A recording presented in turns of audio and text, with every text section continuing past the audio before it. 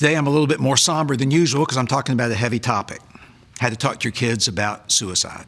It's a true story about a young girl named Nina, 16 years old, with a great life in front of her, no problems at home or at school. But things started going downhill later that year. She went into depression. She thought of ending her life. She attempted suicide, went to rehab. And there the therapist told her that hating her body image was the heart of her problem. She says, quote, "I was spending a ton of time stalking models on Instagram, and I worried a lot about how I looked." She didn't realize that she was comparing the normal body that she had with these airbrush filtered images. A year later, she said, "I didn't really want to be gone. I just wanted help. I didn't know how else to get it." Well, Nina is not alone. Suicide is at a 40-year high among teenage girls. I hope your child never, ever faces self-destructive thoughts. But if they do, I want you to know how to talk to them.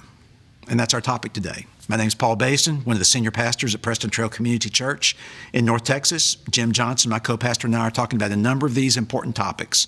And in this video, we're going to explore how to talk to your kids about this very important but tough topic of suicide. First, some things you should know before we get to that, just background. Suicide is more common than ever. Worldwide, it claims more lives than war, murder, and national disasters combined. In the U.S., it's the third leading cause of death for ages 10 to 14, the second leading cause of 15 to 34. Second, we need to make sure that words matter. Like suicidal ideation does not mean you've taken your life. It means you're thinking about it, you're planning it. Suicide attempt means you have tried, but you were unsuccessful. And by the way, for every teen who dies by suicide, 25 attempted it. And then the word suicide itself, of course, means that you succeeded in ending your life at your own hands. There's some risk factors for teens I want you to be aware of. Girls attempt twice as often as boys. White teens have the highest rate of suicide. Blacks have the lowest.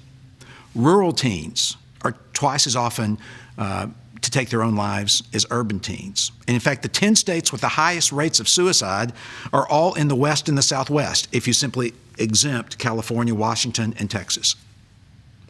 Now, the rate of suicide dramatically increases with easy access to deadly means. So whether that's guns, knives, prescription medications, a poisonous fertilizer, if you have access, the likelihood goes up. So with all of that background, how do you talk to your kids about suicide? Well, here's what I hope you will tell them. First, be sure and let them know that life is sacred. Every person is made in the image of God and is precious, period. No exceptions. And since life is a gift, really a trust, then it's just not ours to end. Remind your kids of this when suicide is glamorized in culture. And it is. Years ago, it was Kurt Cobain, then more recently, Chris Cornell, and then Chester Bennington. And it will look very famous on TV and very popular, but don't fall for that. Second, tell your kids that life is challenging. Problems multiply and complexify the older they will get. No child really knows what to do with problems. They can't even think about that, so they bury them. I'll just pause and tell you this. When I was 13, my dad died suddenly of a heart attack. I didn't process that well. I didn't immediately say, "Hey, Mom, can I go see a counselor? I'd really like to be able to deal with this because this is grief." Are you kidding? I just buried it. And kids will bury these things as well. But buried problems create anxiety. And anxiety creates fear, and fear creates loneliness. And add all of these up, and you get depression and substance abuse. And let me tell you, depressed teens who abuse substances are at the highest possible risk for suicide. Third, tell your kids that social media can be deadly, and I mean that seriously. Social media leads to comparison more than anything in the history of the world, I believe. It leads to self-hatred and self-abhorrence, and all of that leads to suicidal ideation. In other words, if you hate a person, you don't really want them to be alive. And so if you hate yourself, you just don't want to be alive. Addiction to smartphones and addiction to social media leads straight down the dark road of despair. So make sure your kids know that and be careful with them. I know if they're at a certain age, you can't just say to them, "Give me your cell phone," right? They're too old for that. But as they grow up, please be wise in terms of what you let them do with social media. It can be very destructive. Fourth, tell your child that suicide can be prevented. I want to go back to that story of Nina that I opened this with. She said, "I didn't really want to die. I just didn't know how else to get help. She didn't know how to ask for it.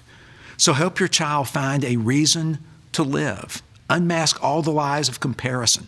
Tell your child they're precious in God's eyes and there's no need for them to hate themselves. Show them compassion. Show them kindness. Show them dignity, especially when they're scared. You may want to encourage them to go to a counselor. And make sure that you vet them first, obviously. You'll want to go with them, most likely, when they're young. But be sure you send them to a good, solid mental health counselor. They may want to be in a support group. They may need to go to a inpatient or an outpatient treatment center. And of course, remember, and write this down, the National Suicide Prevention Lifeline, which is open 24/7, is 800-273-8255. Now listen, I hope you don't ever need to think again in your whole life of anything that I've said. I hope you have no reason to ever take advantage of this information. But if you do, I think these are the foundational talking points as you speak to your child. Thanks so much for watching. I hope it's helpful. Hope you'll subscribe to this station so you can be notified when we post more content.